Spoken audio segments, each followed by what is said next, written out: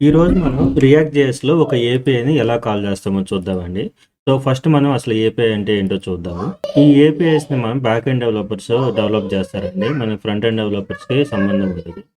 So, API అంటే ఒక specific task చేయడానికి రాసిన ఒక బ్యాక్ ఎండ్ కోడ్ అనమాట. అంటే జావాలో గానీ, పీహెచ్‌పీలో గానీ, పైథాన్‌లో గానీ ఎగ్జాంపుల్‌కి ఈ లాగిన్‌కి సంబంధించిన కోడ్ మొత్తం ఒక ప్లేస్‌లో పెడతారు. సో, దానికి ఒక యూఆర్ఎల్ ఇలా ఇస్తారనమాట. ఇప్పుడు ఈ యూఆర్ఎల్ యూజ్ చేసుకొని, మనం ఇక్కడ యూజర్ ఎంటర్ చేసిన ఈమెయిల్, పాస్వర్డ్ కరెక్టో కాదో తెలుసుకుంటాము. సో, అంటే వాళ్ళు బ్యాకెండ్ వాళ్ళు ఏం చేస్తారు, లాగిన్ కోడ్ మొత్తం ఒక ప్లేస్‌లో పెడతారు. దానికిలా ఒక పాత్ ఇస్తారు. నెక్స్ట్ సైన్ అప్ అంటే సైన్ అప్‌కి సంబంధించిన కోడ్ మొత్తం ఒక ప్లేస్‌లో పెట్టుకుంటారు. ఇలాగే మనకు ఇంకో యూఆర్ఎల్ అనేది ఇస్తారనమాట.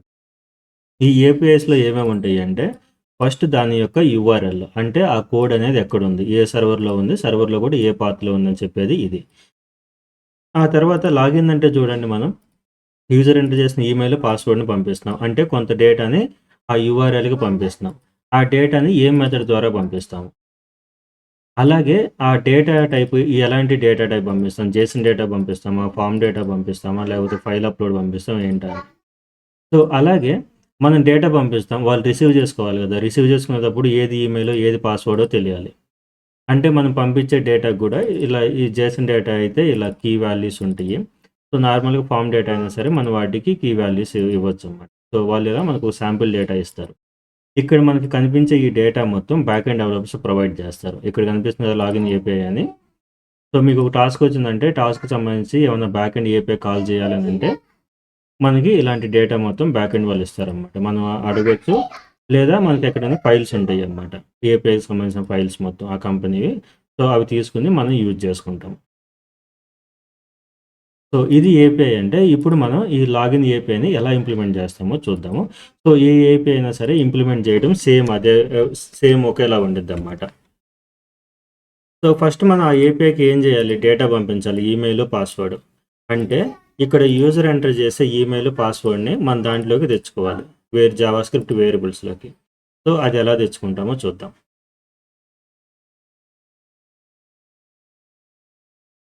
సో, నేనిక్కడ ఆల్రెడీ ఒక ఫార్మ్ క్రియేట్ చేశానండి. సో, ఇది ఈమెయిల్‌కి సంబంధించింది. ఇది పాస్వర్డ్‌కి సంబంధించింది. ఇది బటన్ అనమాట. సో, ఇప్పుడు నేను ఒక వేరియబుల్ తీసుకుంటాను. ఇదేంటంటే జేసన్ డేటా టైప్ తీసుకుంటా. సో, ఇది login data, set login data. So, ఇదేంటంటే ఇది యూజ్ స్టేట్ వేరియబుల్ అనమాట. లాగిన్ డేటా అనేది ఒక వేరియబుల్. సెట్ లాగిన్ డేటా అనేది ఈ వేరియబుల్‌కి వాల్యూ సెట్ చేసే మెథడ్ అనమాట. సో, ఇది యూజ్ స్టేట్ నుంచి చేస్తాను. దీనికోసం మళ్ళీ సెపరేట్ వీడియో చేస్తానండి. యూజ్ స్టేట్ అంటే ఏంటి? వాటిని ఎందుకు తీసుకోవాలని. సో, ఇందులో మనకి జేసన్ డేటా కాబట్టి ఈమెయిల్, అలాగే పాస్వర్డ్ అని చెప్పేసి 2 కీస్ ఉన్నాయి. వీటిని కూడా ఎలా తీసుకున్నదంటే ఎగ్జాక్ట్‌గా మనకి ఈ డాక్యుమెంట్‌లో వచ్చింది కదా! ఈమెయిల్, పాస్వర్డ్ అని కీస్ ఉండే కదా! సో, సేమ్ నేమ్‌తో తీసుకున్నా. సో, అంటే ఇప్పుడు సేమ్‌గా మనకొచ్చే ఈ ఎగ్జాక్ట్ ఈ జేసన్ ఆబ్జెక్ట్‌ని వాళ్ళకి పంపించేయొచ్చు. సో, ఇదొచ్చింది. సో, ఇవేంటివి వేరియబుల్స్ తీసుకున్నాము. నెక్స్ట్ ఇప్పుడు ఈ టెక్స్ట్ బాక్స్‌లో వాల్యూ చేంజ్ అయినప్పుడు, ఆ టెక్స్ట్ బాక్స్ యొక్క వాల్యూ ఈమెయిల్ టెక్స్ట్ బాక్స్‌లో చేంజ్ అయితే ఈమెయిల్‌కి, అలాగే పాస్వర్డ్ టెక్స్ట్ బాక్స్‌లో చేంజ్ అయితే పాస్వర్డ్‌కి అసైన్ అవ్వాలి. సో, అది ఎలా చేస్తామంటే, మనకి రియాక్ట్ జేఎస్‌లో ఈవెంట్స్ అని చెప్పి ఉంటాయి. ఇప్పుడు ఈ టెక్స్ట్ బాక్స్‌లో టెక్స్ట్ చేంజ్ అయినప్పుడు మనకి ఇది అప్డేట్ అవ్వాలి అనంటే, మనకిక్కడ ఆన్ చేంజ్ అని చెప్పేసి ఒక ఈవెంట్ ఉండిద్ది. ఈ ఈవెంట్స్ వల్ల అడ్వాంటేజ్ ఏందంటే, పర్టిక్యులర్ ఈవెంట్ జరిగినప్పుడు మనకు కావాల్సిన ఒక కోడ్‌ని ఎగ్జిక్యూట్ చేయొచ్చనమాట. సో, ఇప్పుడు ఈ ఇన్‌పుట్ టైప్ ఈమెయిల్ ఈ టెక్స్ట్ బాక్స్‌లో టెక్స్ట్ చేంజ్ అయినప్పుడు ఒక కోడ్ ఎగ్జిక్యూట్ చేయొచ్చు అన్నాం గదా! ఆ కోడ్ మనం ఏమని రాస్తామంటే, ఈ ఈమెయిల్ యొక్క వాల్యూ అప్డేట్ చేసే కోడ్ రాస్తాము. అలాగే ఇక్కడ ఇన్‌పుట్ టైప్ పాస్వర్డ్ అని ఉంది గదా! ఇందులో చేంజ్ అయినప్పుడు ఒక కోడ్ ఎగ్జిక్యూట్ చేయొచ్చు. ఆ కోడ్ ఏం కోడ్ అయ్యుండి ఏ ఏ ఏ కోడ్ అయ్యుండాలి? ఇక్కడ ఈ పాస్వర్డ్ దాని యొక్క వాల్యూ అప్డేట్ చేసే జావాస్క్రిప్ట్ కోడ్ అయ్యుండాలి. సో, ఇలా స్పెసిఫిక్ ఈవెంట్ జరిగినప్పుడు ఒక కోడ్ ఎగ్జిక్యూట్ అయ్యేలా చేయాలని అనుకుంటే మనం వాటి కోసం ఫంక్షన్స్ క్రియేట్ చేస్తాం.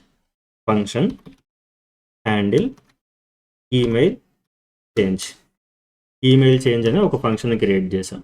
సో, ఇప్పుడు ఏం చేస్తాము? ఈ మెథడ్‌ని ఆన్ చేంజ్ అన్నప్పుడు ఇక్కడ ఇచ్చేసామంటే ఆన్ చేంజ్ అన్నప్పుడు ఇక్కడ ఇచ్చామంటే ఈ ఫంక్షన్‌లో ఉన్న కోడ్ అనేది ఎగ్జిక్యూట్ అయిద్దన్నమాట. ఇందులో టెక్స్ట్ చేంజ్ అయినప్పుడల్లా ఈ ఫంక్షన్ ఎగ్జిక్యూట్ అయిద్ది. సో, దానికోసం ఏం చేస్తామంటే, ఇది ఒక ఈవెంట్ కాబట్టి ఇక్కడ ఈవెంట్ అని చెప్పేసి లేదా ఏ వేరియబుల్ నేమ్ అంటే మీ నేమ్ ఇచ్చినా సరే ఇక్కడ వర్క్ అయిద్దన్నమాట. ఇక్కడ ఈవెంట్ అని ఇచ్చాం కదా! ఇది ఒక వేరియబుల్. ఇప్పుడు ఏమైద్దంటే, ఈ టెక్స్ట్ చేంజ్ అయినప్పుడు ఈ టెక్స్ట్ బాక్స్‌కి సంబంధించిన ఇన్ఫర్మేషన్ మొత్తం ఇక్కడ ఇచ్చిన వేరియబుల్‌లోకి వెళ్ళిపోయిద్ది. సో, అప్పుడు మనకి దీని యొక్క వాల్యూ కూడా అందులో ఉండిద్దన్నమాట. సో, అది కూడా చూద్దాం ఇప్పుడు మనం. సో, అలాగే దీనికి ఇన్‌పుట్‌గా ఈ ఈవెంట్‌ని పంపించేస్తాం. సో, మనకు ఇప్పుడు రియాక్ట్ జేఎస్ ఏం చేసిద్ది, ఇందులో టెక్స్ట్ చేంజ్ అయినప్పుడు ఈ టెక్స్ట్ బాక్స్ యొక్క ఇన్ఫర్మేషన్ ఈ వేరియబుల్‌లో పెట్టిద్ది. తర్వాత మనం ఈ హ్యాండిల్ ఈమెయిల్ చేంజ్ అనే ఒక మెథడ్‌ని కాల్ చేస్తాం. కాల్ చేసేటప్పుడు ఏం చేస్తున్నాము, ఆ ఈవెంట్ డేటా మొత్తాన్ని పంపించేస్తాం ఇన్‌పుట్‌గా. సో, అంటే ఇది ఇప్పుడు ఇక్కడ ఈ వేరియబుల్‌లోకి వచ్చిద్ది. సో, సేమ్ అలాగే ఆ పాస్వర్డ్ చేంజ్ కూడా రాద్దాం. Function handle password change. ఇక్కడ కూడా అంతే. ఈ చేంజ్ అయినప్పుడు ఈ టెక్స్ట్ బాక్స్‌కి సంబంధించిన ఇన్ఫర్మేషన్‌ని ఈ ఈవెంట్‌లో ఈ వేరియబుల్‌లోకి ఇచ్చిద్ది. సో, ఇక్కడ హ్యాండిల్ పీవర్డ్ చేంజ్. అలాగే దానికి ఇన్‌పుట్‌గా దీన్ని కూడా పంపించాలి. సో, ఇలాగా. ఇప్పుడు ఈ డేటా మొత్తం ఇక్కడికొచ్చేస్తుంది. సో, ఇప్పుడు ఈమెయిల్ చేంజ్ దాంట్లో ఈమెయిల్ అప్డేట్ చేసే కోడ్ రాస్తాము. పాస్వర్డ్ దాంట్లో పాస్వర్డ్ అప్డేట్ చేసే కోడ్ రాస్తాము. ఒకసారి ఆ ఈవెంట్‌ని ప్రింట్ చేసి చూద్దాం. ఏమొస్తుందో డేటా కన్సోల్.లాగ్ ఈవెంట్. సో, ఇక్కడ కూడా కన్సోల్.లాగ్ ఒకసారి ఇక్కడికి వద్దాము. కన్సోల్‌లోకి వెళ్దాం. ఇదిగోండి ఇక్కడ టెక్స్ట్ చేంజ్ చేసిన వెంటనే చూసారా ఈవెంట్ ఫైర్ అయింది. అంటే చేంజ్ అయినప్పుడు ఆ కోడ్ అనేది ఎగ్జిక్యూట్ అయింది. సో, అక్కడ మనం ప్రింట్ చేస్తే చూడండి ఇది మొత్తం ఆ టెక్స్ట్ బాక్స్‌కి సంబంధించిన ఇన్ఫర్మేషన్. ఇందులో ఒక ఇంపార్టెంట్‌ది ఏంటంటే ఇక్కడ టార్గెట్. ఈ టార్గెట్ క్లిక్ చేస్తే వాల్యూ వచ్చింది కదా! వాల్యూ లోపల చూడండి. మనం ఇక్కడ ఎంటర్ చేసిన ఇది ఉంది. ఏదైతే అక్కడ ఎంటర్ చేసామో అది వాల్యూ అనే కీలో ఉంది. అంటే ఇది అబ్జర్వ్ చేస్తే ఈ ఈవెంట్ అనే దాని లోపల టార్గెట్ ఉంది. టార్గెట్ లోపల వాల్యూ ఉంది. సో, ఇవి మొత్తం చూసారా ఇదంతా జేసన్ ఆబ్జెక్ట్ అనమాట. ఇవన్నీ కీస్ ఇవి వాటి వాల్యూస్ ఇవి. సో, అంటే మనం ఇప్పుడు ఈ వాల్యూని ఎక్స్ట్రాక్ట్ చేయాలంటే ఎక్కడ చేయాలి? టార్గెట్ లోపల వాల్యూ అని ఇవ్వాలి.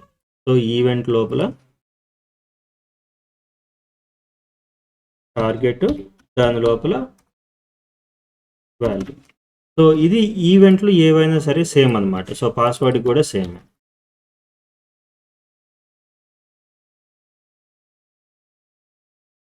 ఇదిగోండి నేను అక్కడ టైప్ చేస్తుంటే చూడండి ఇక్కడ మొత్తం చేంజ్ అయిపోతున్నాయి.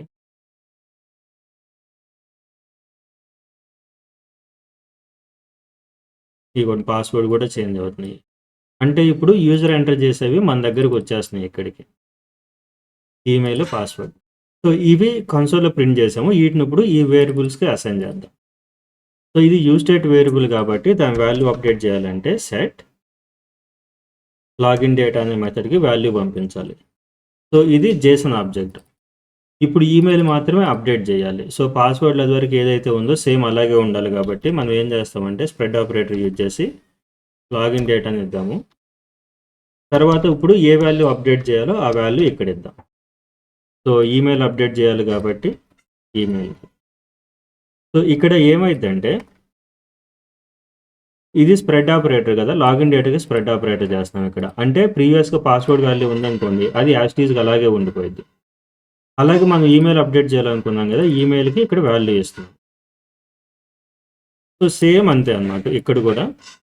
కాకపోతే ఇక్కడ ఈమెయిల్‌కి బదులు పాస్వర్డ్‌కి ఇస్తాం. సో, ఇప్పుడు ఈమెయిల్ చేంజ్ అయినప్పుడు ఈమెయిల్ వేరియబుల్‌లోకి, పాస్వర్డ్ చేంజ్ అయినప్పుడు పాస్వర్డ్ వేరియబుల్‌లోకి వాల్యూస్ వెళ్ళిపోతాయి. మరి ఇప్పుడు ఏపీఐ ఎప్పుడు కాల్ చేయాలి? ఈ బటన్ మీద క్లిక్ చేసినప్పుడు ఏపీఐ కాల్ చేయాలి.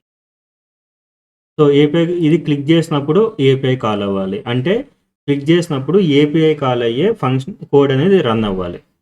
సో, అయినప్పుడు రన్ అయ్యే కోడ్ అంటే ఇది ఫంక్షన్ అనమాట. So, function handle login. So, మనకి ఇక్కడ ఈ బటన్ కదా! బటన్ అనే కాదు ఎక్కడైనా సరే క్లిక్ చేసినప్పుడు మనకు ఒకటి ఎగ్జిక్యూట్ అవ్వాలనుకుంటే మనకి క్లిక్ ఈవెంట్ ఉండిద్దన్నమాట. సో, ఆ పర్టిక్యులర్ ఈవెంట్ జరిగినప్పుడు మనం ఏం చేస్తాము హ్యాండిల్ లాగిన్ అనే మెథడ్ కాల్ చేస్తాం. సో, ఈ ఈవెంట్‌కి సంబంధించిన డేటా మనకు అక్కర్లేదు కాబట్టి ఇన్‌పుట్‌గా పాస్ చేయట్లా. అసలు ఇప్పుడు క్లిక్ చేస్తే ఇక్కడికి వస్తుందో లేదో చూద్దాం. సో, ఇందులో ఏం చేద్దామంటే కన్సోల్.లాగ్ సింపుల్గా లాగిన్ డేటాని ప్రింట్ చేద్దాం.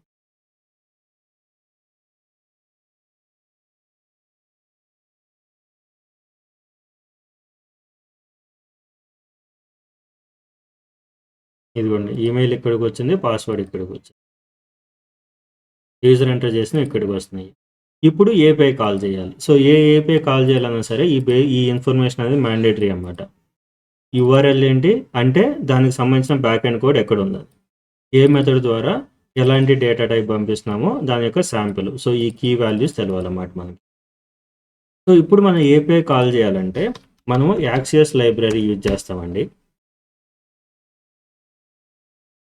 సో ఇది చాలా చాలా ఫేమస్ అన్నమాట. ఏపీఐ కాల్ చేయడం అనేది జస్ట్ 2 లైన్స్లో అయిపోయింది మనకి. సో మీకు ఎన్పిఎం అని చెప్పేసి ఒక వెబ్సైట్ ఉండేది. ఆ వెబ్సైట్లోకి వెళ్ళారంటే మనకి నోడ్కి సంబంధించిన ప్యాకేజెస్ అన్నీ వస్తాయి అన్నమాట. సో ఇక్కడ రైట్ సైడ్లో మనకి ఇక్కడ ఇన్స్టాల్ అని చెప్పేసి కమాండ్ చూపిస్తుంది కదా, ఇది కాపీ చేయండి. సో మనకి ఇక్కడ కింద టెర్మినల్ ఉంది కదా, టెర్మినల్లో ఇక్కడ స్ప్లిట్ చేశారంటే ప్లస్ మీద క్లిక్ చేసి, సో లెఫ్ట్ సైడ్ మనకి ప్రాజెక్ట్కి సంబంధించి రన్ అవుతాయి మనం చేంజ్ చేసినప్పుడల్లా. అలాగే రైట్ సైడ్ మనకి ఏదైనా ఇన్స్టాల్ కానీ ఏమైనా వేరే కమాండ్స్ రన్ చేసుకోవడానికి యూజ్ అవుతాయి. సో ఆ కమాండ్ ఇక్కడ ఇచ్చేసాం కదా, మనకి ప్యాకేజ్ అనేది ఇన్స్టాల్ అయ్యింది. సో ఈ ప్యాకేజ్ అనేది ఇన్స్టాల్ అయింది కాబట్టి మనం ఇప్పుడు ఏపీఐస్ అనేవి కాల్ చేయొచ్చు.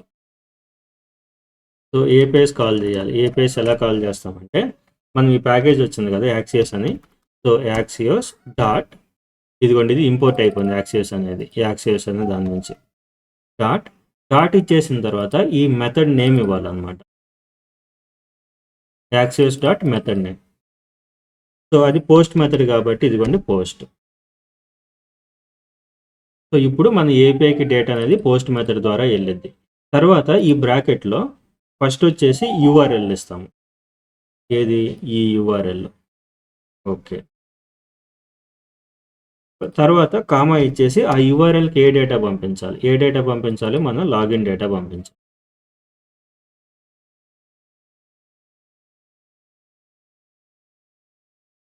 సో ఒకసారి అవుట్పుట్లో చూద్దాం. ఇంతేనమాట ఏపీఐ కాల్ చేయడం అంటే ఇంతే. సో మనకు ఆ లైబ్రరీలో ఏ మెథడ్ ద్వారా ఏ యూఆర్ఎల్ దానికి పంపించాల్సిన డేటా ఏది. మనం స్టార్టింగ్లోనే ఇక్కడ చేసిన ఆబ్జెక్ట్ ఫార్మాట్లో తీసుకున్నాం కాబట్టి సేమ్ కీస్తో సేమ్ ఇచ్చేసాం. సో ఇక్కడ మనం వెబ్సైట్కి వద్దాము, పాస్వర్డ్లు ఇవ్వండి కదా. ఇప్పుడు చూడండి లాగిన్ బటన్ మేము క్లిక్ చేద్దాము. సో ఇక్కడ వాల్యూస్ ఇస్తున్నాం, ర్యాండమ్ వాల్యూస్ ఇచ్చి లాగిన్ బటన్ మేము క్లిక్ చేస్తే చూడండి ఇక్కడ లాగిన్ అని పడింది కదా. సో ఇక్కడ ఒకసారి అబ్జర్వ్ చేసామంటే ఇదిగోండి మనం అక్కడ ఇచ్చిన యూఆర్ఎల్ ఇది పోస్ట్ మెథడ్ ద్వారా స్టేటస్ కోడ్ 200 వచ్చింది కాబట్టి సక్సెస్ఫుల్గా రన్ అయ్యింది. సో మనం ఇచ్చిన యూఆర్ఎల్కి డేటా వెళ్ళిపోయింది అనమాట. ఒకసారి ఇక్కడ పేలోడ్లో చూస్తే చూడండి మనం పంపించిన ఈమెయిల్ పాస్వర్డ్ కనిపిస్తాయి. అలాగే ప్రివ్యూలోకి వెళ్ళామంటే మనకు వచ్చిన రెస్పాన్స్ చూపించింది ఇక్కడ. సో ఇన్వాలిడా, సో ఈ ఎర్రరా లేకపోతే సక్సెసా లేకపోతే ఏదైనా డేటా ఉంటే పంపిస్తారు.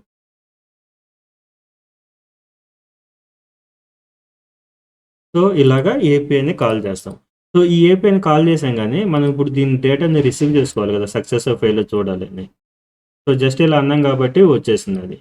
సో ఇప్పుడు దీని యొక్క రెస్పాన్స్ని మనం వేరియబుల్లోకి తీసుకుందాం. So let API response equal to అని చెప్పేసి ఇది తీసుకుని ఆ ఏపీఐ రెస్పాన్స్ని ప్రింట్ చేద్దాం. So console.log API response. So ఇక్కడికి వద్దాము, బటన్ క్లిక్ చేస్తే చూడండి ఇక్కడ నెట్వర్క్ ట్యాబ్లోనేమో సక్సెస్ చూపిస్తుంది, కానీ ఇక్కడ కన్సోల్లో చూడండి ప్రింట్ చేస్తే ప్రామిస్ కనిపిస్తుంది మనకి. సో ఇవేంటంటే నెట్వర్క్ రిలేటెడ్ ఇలాంటి ఏమైనా ప్రామిస్లు కానీ ఇవన్నీ టైం తీసుకునేవి ఉంటాయి కదా. జావా స్క్రిప్ట్ కోడ్ ఏం చేసిద్ది అంటే దానికోసం వెయిట్ చేయదన్నమాట. ఇక్కడ ఈ లైన్ దగ్గరికి రాగానే దీని యొక్క అవుట్పుట్ని తీసేసుకుని ఇందులోకి ఇచ్చింది, అదేంటంటే ప్రామిస్ అన్నమాట. దాని వాల్యూ రావాలంటే మళ్ళీ దెన్లో కాల్ బ్యాక్ ఫంక్షన్లో సో మనకి చాలా తలనొప్పి ఉంటాయి. అంటే సింపుల్గా చెప్పాలంటే జావా స్క్రిప్ట్ అనేది ఇక్కడ అయిపోయింది, ఈ లైన్ ఎగ్జిక్యూట్ అయింది కదా, దీని యొక్క రెస్పాన్స్ అనేది టైం పట్టేది కదా. ఇప్పుడు మన సర్వర్ అనేది ఎక్కడో ఉండేది, అక్కడికి రిక్వెస్ట్ వెళ్ళి ఎగ్జిక్యూట్ అయ్యి మళ్ళీ రెస్పాన్స్ రావాలి. సో ఇక్కడ చూడండి ఈ ఏపీఐ ఎగ్జిక్యూట్ అవడానికి 34 మిల్లీ సెకండ్స్ పట్టింది. కొన్నిసార్లు మనకి లోడింగ్ అని బటన్ చూపిస్తూనే ఉంటాయి కదా, అవన్నీ ఏపీఐ కాల్స్ ఎగ్జిక్యూట్ అయ్యేటప్పుడు ఆ డేటా అది రన్ అయ్యి వస్తానికి అంత టైం పడుతుంది మీనింగ్ అనమాట. సో మనకి ఏంటంటే జావా స్క్రిప్ట్ అంతసేపు వెయిట్ చేస్తే కూర్చోదు, ఇక్కడ నెక్స్ట్ లైన్కి వచ్చేసింది. సో అందుకే మనకి నెక్స్ట్ లైన్కి వచ్చేసినప్పుడు ఇక్కడ ఏపీ రెస్పాన్స్లో ఆ ప్రామిసే ఉందన్నమాట. దీని యొక్క రెస్పాన్స్ అనేది లేదు, యాక్చువల్ రెస్పాన్స్. సో ఇప్పుడు మనం ఏం చేయాలంటే ఈ జావా స్క్రిప్ట్ని వెయిట్ చేయమని చెప్పాలి. అలా వెయిట్ చేయమని చెప్పడానికి మనం యూజ్ చేసేదే అవైట్ కీవర్డ్. అంటే ఇప్పుడు ఈ అవైట్ కీవర్డ్ కానీ ఇచ్చామంటే ఇది కంప్లీట్ అయ్యే వరకు అది వెయిట్ చేసిద్ది అన్నమాట. వెయిట్ చేసే తర్వాత నెక్స్ట్ లైన్కి వెళ్ళిద్ది. సో కాకపోతే ఈ అవైట్ కీవర్డ్ యూజ్ చేస్తే ఆ ఫంక్షన్స్ అనేవి అసింక్రోనస్ ఫంక్షన్స్ అయి ఉండాలి. సో అందుకే ముందర అసింక్ కీవర్డ్ యూజ్ చేస్తాం. సో అసింక్ అవైట్ అంటే ఇదే అనమాట. ఇప్పుడు ఏపీ రెస్పాన్స్ చూద్దాం. చూడండి, బటన్ మీద క్లిక్ చేసి ఇదిగోండి రెస్పాన్స్ వచ్చేసింది 200. ఇక్కడ మనకి ఏదైతే కనిపిస్తుందో 200 అని, ఇదిగోండి ఇక్కడ కూడా 200 ఉంది స్టేటస్. సో ఇక్కడ ఈ డేటా లోపల మళ్ళీ ఇది కనిపించింది అన్నమాట. సో ఇది ఎక్కడుందో చూసారు, ఇది ఒక జేసన్ ఆబ్జెక్ట్. రియల్ టైంలోకి వెళ్తే మొత్తం జేసన్ ఆబ్జెక్ట్సే ఉంటాయి. ఆ ఏపీ రెస్పాన్స్ లోపల డేటా ఉంది, డేటా లోపల రిజల్ట్ ఉంది. API response dot data dot result. So click చేసి ప్రింట్ చేద్దాం. చూడండి, ఫెయిల్డ్ వచ్చింది. ఆ ఎర్రర్ మెసేజ్ ఏందో తెలుసుకోవాలనుకుంటే క్లిక్ చేయండి. ఇది ఇన్వాలిడ్ లాగిన్ క్రెడెన్షియల్స్. సో ఏపీఐకి డేటాని ఇలా పంపిస్తాము. వచ్చిన డేటాని ఇలా జేసన్ ఆబ్జెక్ట్ ఫార్మాట్లో వస్తాయన్నమాట. వాటిని రిసీవ్ చేసుకుంటాం. సో ఏ ఏపీ అయినా సరే కాల్ చేయడం ఇంతేనండి. చాలా చాలా సింపుల్. మీకు రిక్వైర్మెంట్ ఉన్నప్పుడు ఈ యాక్సియోస్ అనే ప్యాకేజ్ని యూజ్ చేసుకుని ఆ మెథడ్ ఏంటి, యూఆర్ఎల్ ఏంటి, దానికి పంపించాల్సిన డేటా ఏంటి, అలాగే వచ్చిన డేటాని మీరు అసింక్ అవైట్ యూజ్ చేస్తారంటే ఈ వేరియబుల్లోకి వచ్చేస్తాయి. వచ్చిన తర్వాత మీరు ఇక్కడ క్లియర్గా చూసుకోవచ్చు. ఇక్కడ నెట్వర్క్ ట్యాబ్ అని యూజ్ చేసుకోవచ్చు. ప్రివ్యూలోకి వెళ్తే మీకు ఇక్కడ కీస్ కనిపిస్తూ ఉంటాయి, ఎక్కడ వస్తున్న డేటా అని. ఈ కీ బేస్ చేసుకుని ఇలా తీసేసుకోవచ్చు అన్నమాట. ఇక్కడ ఎర్రర్ మెసేజ్ చూపించడానికి ఈ మెసేజ్ ఉంది కదా, సో డేటా డాట్ మెసేజ్ అన్నాం. నెక్స్ట్ ఏదైనా డేటా వచ్చింది అనుకోండి, ఏదైనా కోర్స్ డీటెయిల్స్ ఏమన్నా, సో లేదంటే మనం ఒక్కసారి ఇక్కడ కరెక్ట్ డీటెయిల్స్ ఇద్దాము.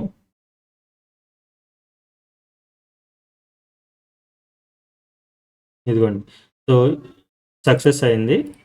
కన్సోల్లో కూడా చూస్తే చూడండి, ఓకే ఓకే అని వచ్చింది మెసేజ్ ఇక్కడ. ఓకే. సో అలాగే వేరే ఇన్ఫర్మేషన్, యూజర్ యొక్క కీస్ కానీ వేరే సెక్యూరిటీ జేడబ్ల్యూటీ టోకెన్స్ కానీ అన్నీ వస్తాయి అన్నమాట. వాటిని రిసీవ్ చేసుకోవాలనుకుంటే ఇలా డేటా ద్వారా రిసీవ్ చేసుకోవాలి. సో డేటాని ఇలా మనం పంపిస్తాం, అలా రిసీవ్ చేసుకుంటామండి. ఏపీఐ కాల్ చేయడం అనేది చాలా చాలా ఇంపార్టెంట్ అన్నమాట. సో ఇది వచ్చేసిందంటే మనకి చాలా చాలా వరకు రియాక్ట్ జేఎస్లో వర్క్ అనేది చాలా ఈజీ అయిపోయింది. సో ఇంతే. ఏమైనా డౌట్స్ ఉంటే కామెంట్ సెక్షన్లో పింగ్ చేయండి. సో మీకు కోడింగ్ రావాలంటే ప్రాక్టీస్ చేయడం ఒకటేనండి. సో బాగా ప్రాక్టీస్ అయ్యండి. డౌట్స్ ఏమైనా ఉంటే కామెంట్ సెక్షన్లో పింగ్ చేయండి. అలాగే ఏమైనా సజెషన్స్ కావాలన్నా, ఏమైనా డౌట్స్ కనెక్ట్ అవ్వాలన్నా సరే మన వాట్సాప్ నెంబర్ ఉంది కదా, ఆ నెంబర్కి మెసేజ్ చేయండి, లేకపోతే కాల్ అనేది చేయండి. ఓకేనండి, మళ్ళీ ఇంకో వీడియోలో కలుసుకుందాం.